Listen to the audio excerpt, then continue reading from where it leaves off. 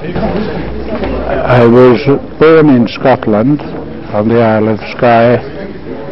I was educated largely in Birmingham until I went to Edinburgh University, where I got a PhD in theology in 1933.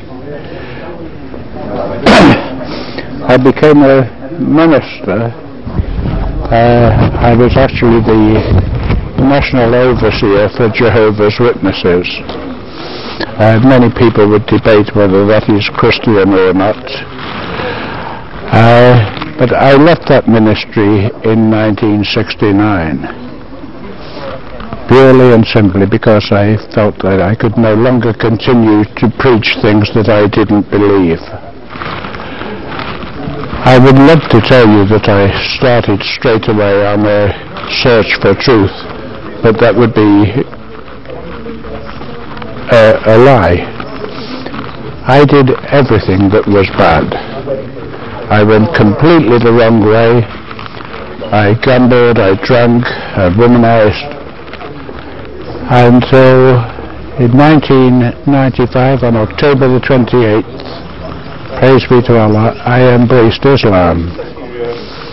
I'd been considering Islam for some years beforehand, and had already made one or two adjustments in my life, my eating habits. I was eating halal for 10 years before I embraced Islam. I was choosing my friends more carefully, and it was not until 18 months before I embraced Islam that I gave up drinking and at the same time gave up gambling.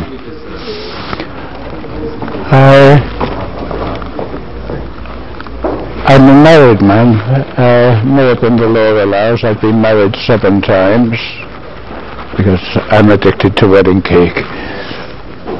But I have, from my 7 wives, I have 31 children. I've got 18 grandchildren and 7 great-grandchildren. Of all this horde of people, my wife and 6 children at home with me are Muslim. 1 son by previous marriage is Muslim. My mother, who died only 6 weeks ago, was the oldest Muslim in Europe. She would have been, had she remained alive 3 weeks later, she would have been 119 years old. She embraced Islam 2 years before she died, and was engaged in the work of Dawat until the day she died. I am very, very happy to be Muslim. I'm very proud to be Muslim, and it has most definitely affected my life in many, many ways. I'm constantly being told that I don't look my age. 99 days out of 100 I don't feel my age. I sometimes kid myself that I'm only 16 and I want to join the children playing football on the park. But the overwhelming difference that Islam has made in my life is the peace that it's brought into my life, and it started the day that I embraced Islam. I had never before set foot inside a mosque, and I turned up at the masjid by arrangement with Haji, who had made the arrangements at the masjid, and I was the first to arrive. I'd borrowed Sawar Kameez from a friend,